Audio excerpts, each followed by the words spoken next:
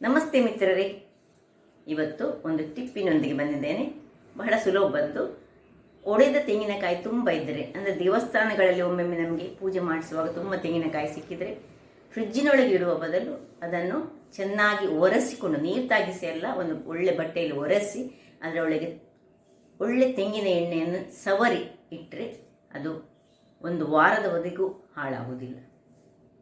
ಇವತ್ತು ನನ್ನ ಅಡಿಗೆ ಮನೆಯಲ್ಲಿ ನಾನು ಬಹಳ ರುಚಿಕರವಾದ ಹಾಗೂ ಆರೋಗ್ಯದಾಯಕವಾದ ನೀರುಳ್ಳಿಯನ್ನು ಉಪಯೋಗಿಸಿ ರಾಗಿಯ ನೀರು ದೋಸೆಯನ್ನು ಮಾಡಿದ್ದೇನೆ. ಆ ರಾಗಿಯ ನೀರು ದೋಸೆಗೆ ಇನ್ನೊಂದು ನಾನು ವಸ್ತುವನ್ನು ಯೂಸ್ ಮಾಡಿದ್ದೇನೆ, ಅದರಿಂದ ಅದರ ರುಚಿ ಇನ್ನಷ್ಟು ಹೆಚ್ಚಿದೆ.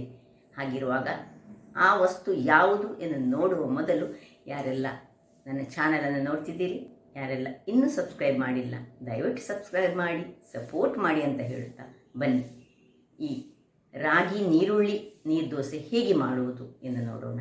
ನಮಸ್ತೆ ಮಿತ್ರರೇ, ಇವತ್ತು ಈ ರಾಗಿಯನ್ನು ಉಪಯೋಗಿಸಿ ನೀರುಳ್ಳಿ ನೀರು ದೋಸೆ ಮಾಡೋಣ. ಬೇಕಾಗುವ ಸಾಮಗ್ರಿಗಳು: ಒಂದು ಬೌಲ್ನಷ್ಟು ರಾಗಿಯ ಹಿಟ್ಟು, ಇನ್ಸ್ಟೆಂಟಾಗಿ ಮಾಡುವಂಥದ್ದು ಇದು.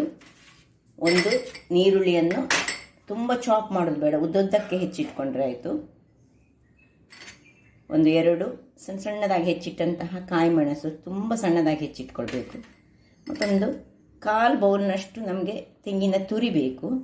ಇದನ್ನೇನು ಏನು ಮಾಡಬೇಕಂತ ಹೇಳ್ತೇನೆ ನಾನು. ಇದು ಈ ಒಂದು ಎಳೆತ್ತಾದ ಈ ಕರಿಬೇವಿನ ಸೊಪ್ಪನ್ನು ನಾನು ಸಣ್ಣದಾಗಿ ಹೆಚ್ಚಿಟ್ಟುಕೊಂಡಿದ್ದೇನೆ. ನಿಮ್ಮ ಹತ್ರ ಎಳತ್ತಿಲ್ಲದಿದ್ದರೆ ಸ್ವಲ್ಪ ಬೆಳೆದಷ್ಟು ತೊಂದರೆ ಇಲ್ಲ, ಎಳತ್ತಾದ ಹಾಕಿದರೆ ಪರಿಮಳ ಬರ್ತದೆ ಮತ್ತು ಒಂದು ಟೇಸ್ಟ್ ಕೊಡ್ತದೆ. ಈಗ ಮೊದಲಿಗೆ ಈ ತೆಂಗಿನ ತುರಿಗೆ ನಾನು ಇದನ್ನು ಮಿಕ್ಸಿಗೆ ಹಾಕಿ ಇದರಲ್ಲಿ ಸ್ವಲ್ಪ ಹದ ಬಿಸಿಯ ನೀರನ್ನು ಇದಕ್ಕೆ ಹಾಕಿ ಇದನ್ನು ಒಳ್ಳೆ ಇದರದ್ದು ಹಾಲು ತೆಗೆದು ತರ್ತೇನೆ. ಇಲ್ಲಿ ನೋಡಿ ವೀಕ್ಷಕರೇ, ಇದನ್ನು ನಾನು ಹಾಲು ತೆಗೆದೆ, ಇದನ್ನೀಗ ಗ್ರೈಂಡ್ ಮಾಡಿದ್ದು ಇದರದ್ದು ಹಾಲನ್ನು ಇದಕ್ಕೆ ಸೋಸಿಕೊಳ್ತೇನೆ. ನೋಡಿ, ಇಷ್ಟು ಮಾಡಿ ಪುನಃ ಇದನ್ನು ಇದಕ್ಕೆ ಹಾಕ್ಕೊಂಡು ಕೂಡಲೇ ಮಾಡುವಂಥದ್ದು ಇದು. ಇದಕ್ಕೆ ಪುನಃ ಸ್ವಲ್ಪ ಬಿಸಿ ನೀರನ್ನು ಹಾಕ್ಕೊಳ್ತಿದ್ದೇನೆ. ಹೀಗೆ ತಿರುಗಿಸಿಕೊಂಡು ಪುನೊಮ್ಮೆ ಅದರಲ್ಲಿರುವ ಪುನಃ ಹಾಲನ್ನು ತೆಗೆದು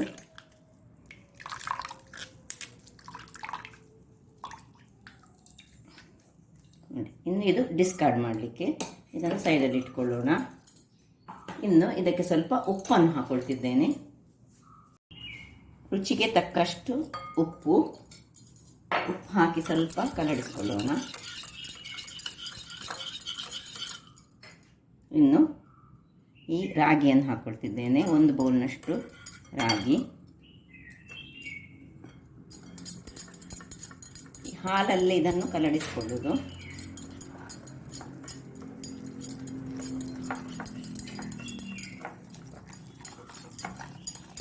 ಇನ್ನು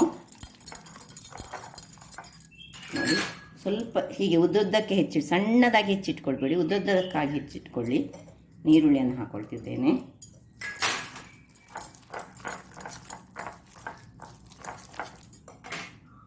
ಸಣ್ಣದಾಗಿ ಹೆಚ್ಚಿಟ್ಟಂತಹ ಕಾಯಿ ಮೆಣಸು, ಸಣ್ಣದಾಗಿ ಹೆಚ್ಚಿಟ್ಟಂತಹ ಕರಿ ಲೀವ್ಸ್ ಎಲ್ಲನೂ ಸೇರಿಸಿಕೊಂಡು, ಇನ್ನು ನೋಡಿ, ಇನ್ನೂ ಸಹ ನಮಗೆ ಬೇಕು. ಈಗ ನಾನು ಆಗ ಡಿಸ್ಕಾರ್ಡ್ ಮಾಡಲಿಕ್ಕೆ ಅಂತ ಮಾಡಿಟ್ಟಂತಹ ತೆಂಗಿನ ತುರಿಗೆ ಪುನಃ ಸ್ವಲ್ಪ ನೀರು ಹಾಕ್ಕೊಂಡಿದ್ದೇನೆ. ನಾನು ನೀರು ಹಾಕ್ಕೊಂಡು ಪುನಃ ಇದರಲ್ಲಿ ನೋಡಿ ಬಿಳಿ ಹಾಲು ಬರ್ತದೆ, ಇದರಲ್ಲಿ ಎಷ್ಟು ಮಾಡಿದರೆ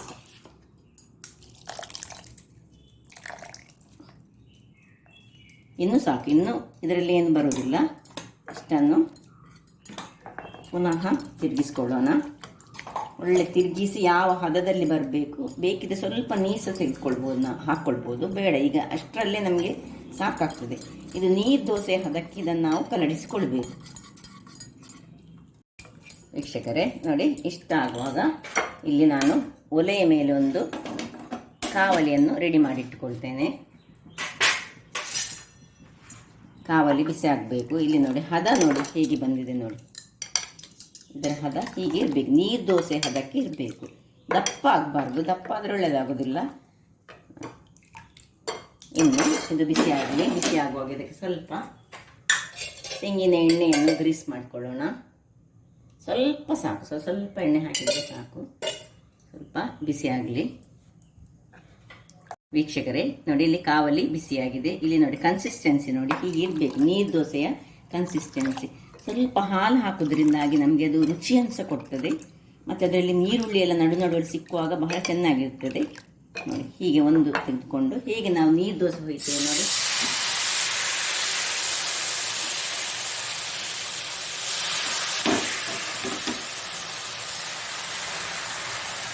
ಈ ರೀತಿಯಲ್ಲಿ ತೆಳುವಾಗಿ ನಾವು ತೆಗೆದುಕೊಳ್ಬೇಕು. ಇನ್ನು ಇದರ ಮೇಲೆ ಅದು ಒಣಗಬಾರ್ದು ನೋಡಿ, ಅದಕ್ಕೋಸ್ಕರ ಸ್ವಲ್ಪ ಎಣ್ಣೆಯನ್ನು ಹೀಗೆ ಮಾಡಿಕೊಂಡು ಕೂಡಲೇ ಮುಚ್ಚಿಕೊಳ್ಬೇಕು. ನೋಡಿ ವೀಕ್ಷಕರೇ, ನೋಡಿ ಬಾಯಿ ತೆಗೆಯುವಾಗಲೇ ನೀರುಳ್ಳಿಯ ಘಮ ಬಹಳ ಬರ್ತಾ ಉಂಟು. ಅದರೊಟ್ಟಿಗೆ ಕರಿ ಲೇವ್ಸ್ನದ್ದು ನಾವು ಸಣ್ಣದಾಗಿ ಹೆಚ್ಚಿಟ್ಟುಕೊಂಡಿದ್ದೇವಲ್ಲ, ಇದನ್ನು ನೀವು ಬೇಕಿದ್ರೆ ಕ್ರಿಸ್ಪಿಯಾಗಿ ಬೇಕಿದ್ರೆ ಸಹ ಕ್ರಿಸ್ಪಿಯಾಗಿ ಮಾಡ್ಬೋದು, ಅಥವಾ ನಿಮಗೆ ಖಾಲಿ ತೆಳುವಲ್ಲಿ ನೀರು ದೋಸೆ ಥರದಲ್ಲಿ ಬೇಕಿದ್ರೆ ನೀರು ದೋಸೆ ಥರದಲ್ಲಿ ಸಹ ಮಾಡ್ಬೋದು. ಸ್ವಲ್ಪ ಕಾಯಿಲಿ, ಇದು ರಾಗಿ ಅದರಿಂದಾಗಿ ಸ್ವಲ್ಪ ಕಾಯಲಿಕ್ಕೆ ಒಂದು 5 ನಿಮಿಷ ತೆಗೆದುಕೊಳ್ತದೆ. ಅರ್ಜೆಂಟ್ ಮಾಡಬಾರ್ದು, ಯಾಕೆ ಹೇಳಿದ್ರೆ ಇಲ್ಲದಿದ್ದರೆ ಅದು ಹಸಿಯಾಗಿರ್ತದೆ. ಸ್ವಲ್ಪ ಕಾಯಿಲಿ. ವೀಕ್ಷಕರೇ ನೋಡಿ, ಇದೀಗ ರೆಡಿ ಆಯಿತು. ಇದನ್ನು ನೀವು ಹೀಗೆ ಸಹ ತೆಗೆದುಕೊಳ್ಬೋದು, ಅಥವಾ ಹೀಗೆ ಮಾಡಿ ಸಹ ತೆಗೆದುಕೊಳ್ಳೋದು. ನೋಡಿ ಹೀಗೆ ಒಂದೊಂದಾಗಿ ನಾವು ಮಾಡಿಕೊಳ್ಳೋಣ. ಇಲ್ಲಿ ನೋಡಿ, ನಾವು ಸೇಮ್ ಪ್ರೊಸೀಜರನ್ನು ಮಾಡೋದು. ಆದರೆ ಇಲ್ಲಿ ಈ ಹಿಟ್ಟನ್ನು ಮಾತ್ರ ನೀವು ನೋಡಿಕೊಳ್ಬೇಕು. ನೋಡಿ ಇಲ್ಲಿ ಹಿಟ್ಟು ಇದು ಅಡಿಯಲ್ಲಿ ನಿಂತಿರ್ತದೆ. ಇದನ್ನು ಸರಿಯಾಗಿ ಕರಡಿಸಿಕೊಂಡು ಪುನಃ ನಿಮಗೆ ಅದು ಸ್ವಲ್ಪ ದಪ್ಪ ಅಂತ ಕಂಡ್ರೆ, ನಮಗೆ ತೆಳುವು ದೋಸೆ ಬೇಕಲ್ಲ, ನೀರು ದೋಸೆ, ಸ್ವಲ್ಪ ನೀರನ್ನು ಪುನಃ ಹಾಕ್ಕೊಳ್ಬೇಕು. ದಪ್ಪ ಅದು ಅಡಿಯಲ್ಲಿ ನಿಂತುಕೊಂಡು ಪುನಃ ದಪ್ಪ ಆಗ್ತದೆ. ಹಾಗಾಗಿ ಹೀಗೆ ಪುನಃ ಕಲಾಡಿಸಿಕೊಂಡು ಪುನಃ ಹೀಗೆ ಹಾಕ್ಕೊಳ್ಬೇಕು. ನಾವು ದಪ್ಪ ಹಾಕಿದರೆ ಅದು ಒಳ್ಳೆ ದೋಸೆ ಬರೋದಿಲ್ಲ. ಅದರಿಂದಾಗಿ ಹೀಗೆ ನಡುವಲ್ಲಿ ಸ್ವಲ್ಪ ಹೀಗೆ ಮಾಡಿದರೆ ಆಯಿತು. ಈ ನಡುವಲ್ಲಿ ಹೋಲ್ಸಿದ್ರೆ ತೊಂದರೆ ಇಲ್ಲ, ಒಳ್ಳೆದಾಗ್ತದೆ. ಹೋಲ್ಸಿದ್ರೆ ಅದು ಕಾಯಲಿಕ್ಕೆ ಸಹ ಅದಕ್ಕೊಂದು ಸ್ಥಳ ಸಿಗ್ತದೆ.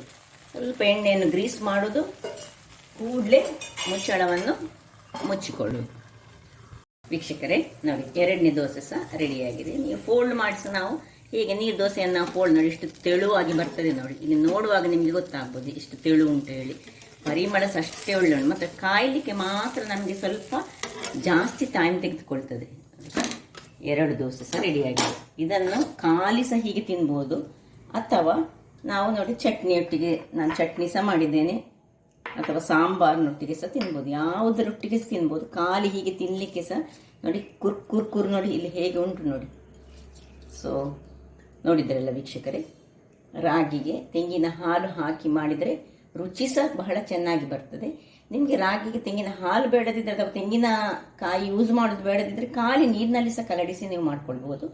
ಹಾಗಾದರೆ ನನ್ನ ಈ ಕುಕಿಂಗ್ ಚಾನಲ್ ನಿಮಗೆ ಇಷ್ಟ ಆದರೆ ಬೋಳೂರು ಸುವರ್ಣ ಚಾನಲನ್ನು ಲೈಕ್ ಮಾಡಿ, ಶೇರ್ ಮಾಡಿ, ಹಾಗೂ ಸಬ್ಸ್ಕ್ರೈಬ್ ಮಾಡಿ, ಹಾಗೂ ನನ್ನ ಇನ್ಸ್ಟಾಗ್ರಾಮ್ ಪೇಜನ್ನು ಫಾಲೋ ಮಾಡಿ. ಧನ್ಯವಾದಗಳು.